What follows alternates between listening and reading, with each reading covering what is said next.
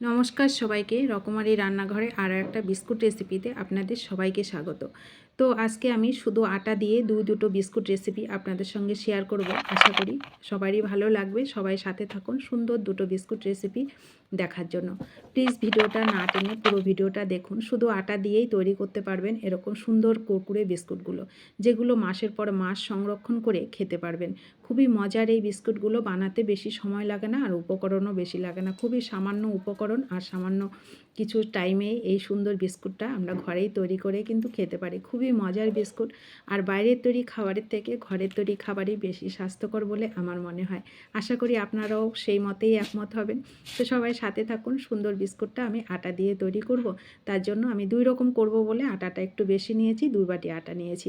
এর মধ্যে আমি একটু হাফ বাটি দিলাম গুঁড়ো দুধ, আর সামান্য একটু লবণ, আর একটা ডিম দিয়ে দিলাম। হাফ বাটি তেল দিলাম। ডিম একটা দিলে তেলটা একটু বেশি করেই দিতে হবে ওর মধ্যে, আর দুটো যদি ডিম দেন তাহলে তেলটা একটু কম দিলেও হবে।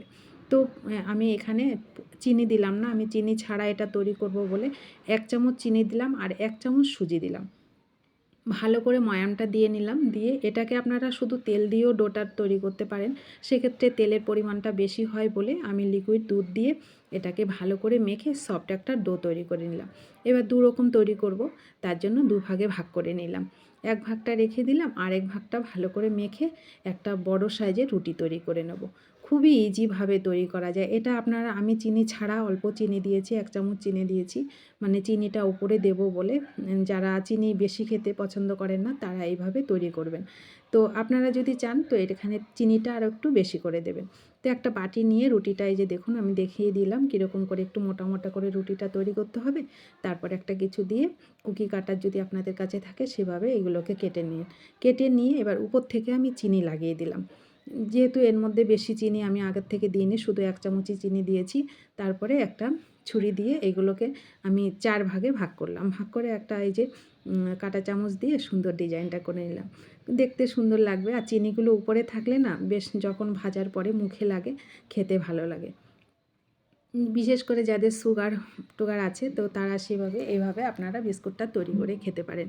তো আমি যার জন্যই চিনিটা কম দিয়েই তৈরি করেছি। দেখুন কত সুন্দর ডিজাইনটা হয়েছে। খুবই মজার এই বিস্কুটগুলো, খেতে দুর্দান্ত স্বাদের হয়।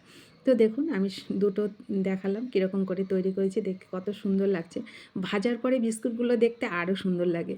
তো আমার রেডি হয়ে গেল ওই বিস্কুটগুলো। আর পরে যেই ব্যাটারটা রেখেছিলাম মানে ডোটা, সেটার মধ্যে আমি 2 চামচ গুঁড়ো চিনি দিয়েছি। গুঁড়ো চিনি দিলে তাড়াতাড়ি মানে মিশে যাবে, তার জন্য এবার ছোট ছোট করে লেচি কেটে নিয়েছি। কেটে একটা কাঁটা চামচ নিলাম, নিয়ে এইবার এই যে এরকম করে একটা শেপ দিয়ে দেবো। ভেতরে একটা বাদাম দিয়ে দিলাম, দিয়ে এইভাবে ফোল্ড করে নেব। খুবই ইজি, মানে শুধু দেখার সৌন্দর্যে আপনারা আপনাদের মতন করে করবেন। তো আটা দিয়েই এটা তৈরি করা যায়। এখানে আপনারা ময়দা দিয়েও করতে পারেন, কিন্তু ময়দার থেকে আটাটাই বেশি স্বাস্থ্যকর বলে মনে হয়, যার জন্য আমি আটা দিয়েই বেশিরভাগ জিনিস তৈরি করি। তো সেটাই আপনাদের সঙ্গে শেয়ার করি। তো দেখুন একটু গ্যাসের ফ্লেমটাকে মিডিয়ামে রেখে একটা একটা করে এগুলো সবগুলো দিয়ে একটু ব্রাউন কালার করে ভেজে নিতে হবে। ভেজে নিলেই রেডি হয়ে গেল মজার বিস্কিটটা। এরপরে বাকিগুলোকেও আমি একইভাবে ভেজে নেব। গ্যাসের ফ্লেমটাকে অবশ্যই মিডিয়ামে করে ভাজবেন, তাহলে খুব সুন্দর মুচমুচে হবে। একটু টাইম নিয়ে ভাজবেন। তো ভাজলে দেখুন বিস্কুটগুলো দেখুন কত সুন্দর লাগছে দেখতে। খুবই মজার লাগছে না? মনেই হয় না যে এটা আটা দিয়ে তৈরি হয়েছে। খুবই মজার বিস্কুট। তো ভিডিওটি ভালো লাগলে ভিডিওটিতে একটু লাইক করবেন, আর প্লিজ ইউটিউব থেকে দেখলে ইউটিউব চ্যানেলটা একটু সাবস্ক্রাইব করে দেবেন, আর সবাইকে একটু শেয়ার করে দেবেন।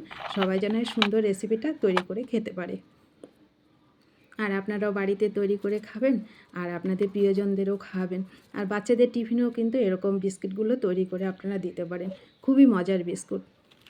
দেখুন কত সুন্দর বিস্কুটগুলো দেখতে লাগছে, খেতে দুর্দান্ত স্বাদের হয়। যারা চিনি কম খান তারা এইভাবে তৈরি করে খেতে পারেন। তো সবাই ভালো থাকুন, সুস্থ থাকুন।